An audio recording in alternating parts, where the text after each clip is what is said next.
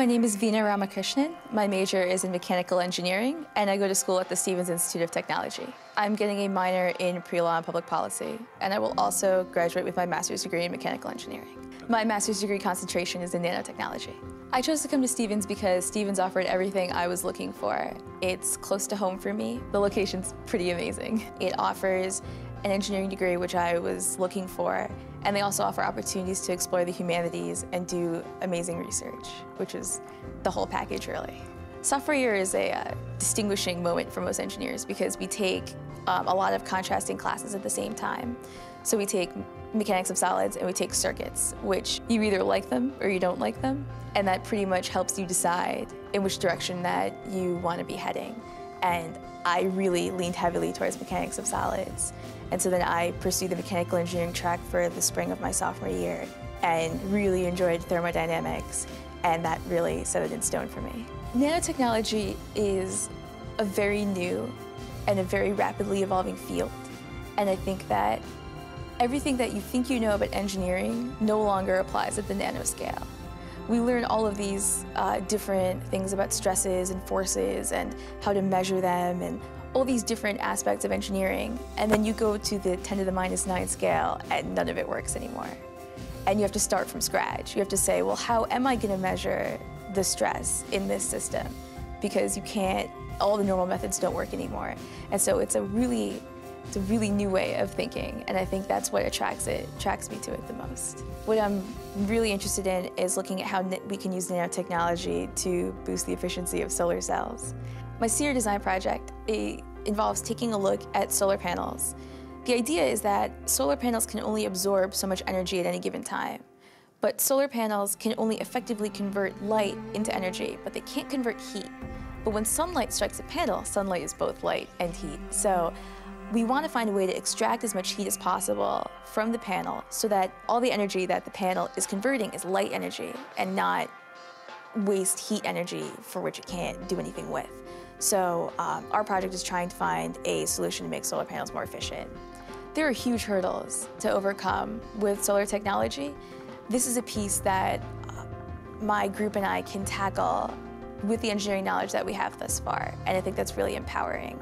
Ideally, if we can wean ourselves off of fossil fuels and get to the point where we're relying on clean energy, solar energy is a big step in the right direction, and I think that improving the efficiency of existing solar panels will make it much more likely that the everyday person will say, hey, I want to buy a solar panel installation for my home because I can save this much money, and this can also power my hot water heater, and hey, now look at my electricity bill is suddenly half or potentially a quarter of its original value. We've been working on this project since August when the semester started. We chose senior design projects over the summer, so we've been thinking about it and trying to come up with, we've been brainstorming, trying to come up with novel ways of accomplishing this task, and I think we've come up with a solution that we're pretty happy with. The way that we choose projects, students choose a project that they're interested in, and then they form groups around it. So my fellow group mates are also very interested in solar energy, so it's really nice to work with other people who are just as enthusiastic as you are about your project. You're not doing senior design right if you're not putting in the long hours. It's, at the end of the day, you know that you're producing something that's of value and something that you're passionate about, and I think that it makes all those nights sort of worthwhile. Everyone needs downtime. Everyone needs an avocational activity, and so I'd always sung in choir in middle school and in high school, and so when it came to Stevens, they were offering voice lessons at a sort of through the Office of Student Life, and so I decided, why not, right? I think that it takes hard work, it takes practice, but it's much like research. It's gratifying. Exactly. Career development was there every step of the way. They run several workshops beforehand for how to walk up to an employer and say, you want to present your resume, how do you talk to them, how do you prepare, how do you navigate a career fair, because you walk in, it's very overwhelming because there are companies everywhere and all these people, and how do you stay focused and accomplish what you need to accomplish and walk out of there knowing that you talked to everybody you want to talk to. Career development also runs Resume workshops, they are always available for one-on-one time if you want to go talk to them about what you want to do. I think the most valuable thing I learned from career development is that my skills are transferable. I mean, I've held computer science internships, I've held engineering internships. I had an internship at an investment bank, and I'm a mechanical engineering major.